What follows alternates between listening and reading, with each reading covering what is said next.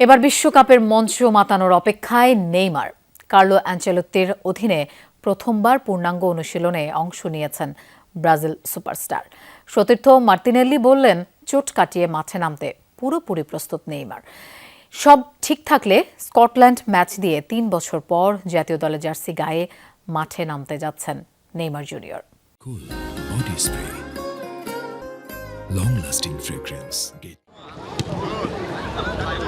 Morocco এবং হাইতির বিপক্ষে দর্শক হয়ে থাকা নেইমার অবশেষে নামতে যাচ্ছেন বিশ্বকাপের মঞ্চে। চোট আর ধোঁয়াশা কাটিয়ে কোচ কার্লো আনচেলোত্তির অধীনে প্রথমবার পূর্ণাঙ্গ ট্যাকটিক্যাল ও টিম ট্রেনিংয়ে অংশ নিয়েছেন নেইমার। 3 বছর পর জাতীয় দলে ডাক পাওয়া নেইমারের ক্যারিয়ার যেন এক বিশাল মেডিকেল ফাইল। 2023 সালে উরুগুয়ের বিপক্ষে হাঁটুর চোটের পর গত প্রায় 650 দিন শুধু চোটের কারণেই নেইমির সময় কেটেছে মাঠের বাইরে।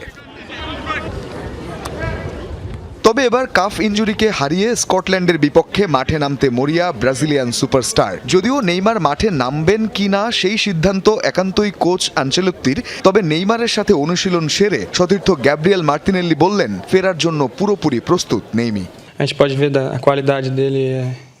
নেইমি বেশ ভালো অবস্থানে আছেন। আমরা একসঙ্গে অনুশীলন করেছি। তার দক্ষতা নিয়ে আলাদা করে কথা বলার কিছু নেই। তার কোয়ালিটি সম্পর্কে সবাই জানে। সে সঙ্গে তার ইন্টেন্সিটি এবং তিনি যেভাবে চোট কাটিয়ে ফিরে এসেছেন তা সত্যি দারুণ। নেইমার মাঠে নামার জন্য মুখিয়ে আছেন। আমরা অত্যন্ত আনন্দিত যে তার মতো একজন খেলোয়াড় আমাদের পাশে আছেন, দলে খেলার জন্য প্রস্তুত আছেন এবং তার মধ্যে মাঠে নামার এই তীব্র আকাঙ্ক্ষাটি রয়েছে।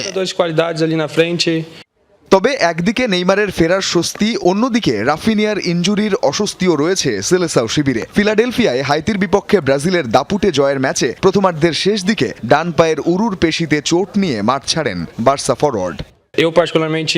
রাফার সাথে যা ঘটেছে তার জন্য আমরা সবাই ভীষণ মর্মাহত। আমরা প্রার্থনা করছি ও যেন যত দ্রুত সম্ভব মাঠে ফিরে আসে। তবে আমাদের আক্রমণ ভাগে অনেক মানসম্পন্ন খেলোয়াড় রয়েছে। ব্যক্তিগতভাবে আমি বাম প্রান্তে খেলতেই বেশি পছন্দ করি, তবে আর্সেনালের হয়ে ডান প্রান্তে অনেক খেলেছি।